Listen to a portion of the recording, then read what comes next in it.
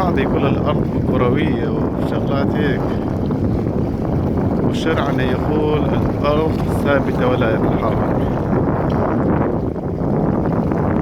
وإحنا نصدق الشرع، نصدق كلام الله، يعني ما في أي انحناء. يعني شوف، إذا لازم هذا يكون إنه ما نشوف هذا المنطقة، شايفك أنا أقربه عشان دليل الأرض المسطحة. شوف يعني كلها يبين حتى من التحت، حتى السيارات يبين، إذا حتى البيوت والشغلات هيك والغابات يبين. إذا نبعده تتلاشى، يعني ما نشوف شيء، نحسب إنه اختفى، يعني نزل تحت.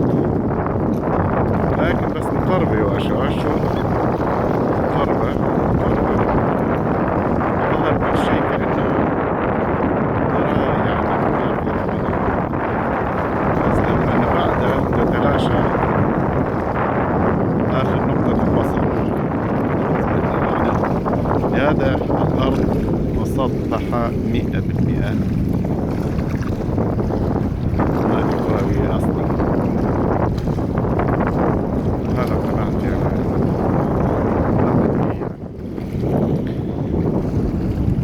صورنا هذا البحيرة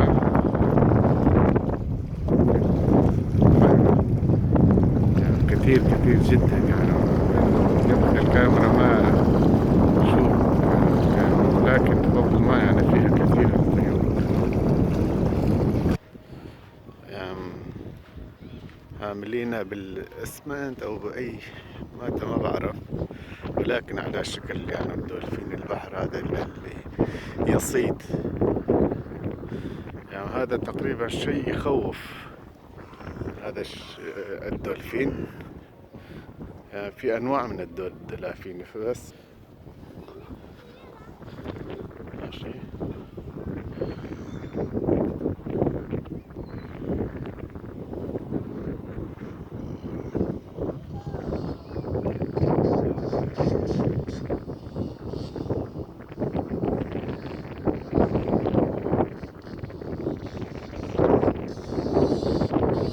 هذا هو الملعب الأول، يعني تبع الشباب يلعبون والثاني هون، والثالث خلفه. هذا بس للتمرين، يعني يلعبون فيها يعني الشباب الصغار وهيك. بس الملعب الكبير هون، هذا شايف البرج تبع مثلا نادي اياكس، وفي كثير نوادي هولندية مع نوادي اخرى بلدان اخر يجون يلعبون هون، ويضوجون لحد ما تخلص اللعبة يعني. بس الملعب بجد راقي، جد راقي. خلي اقرب للشباب هذول الهولنديين فيهم.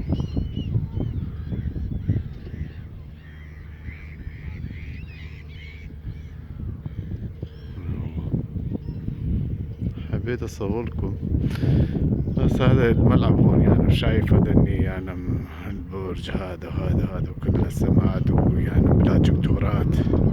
شايف هذا، شايفين هذا الأحمر، الخط الأحمر خلفه ملعبين.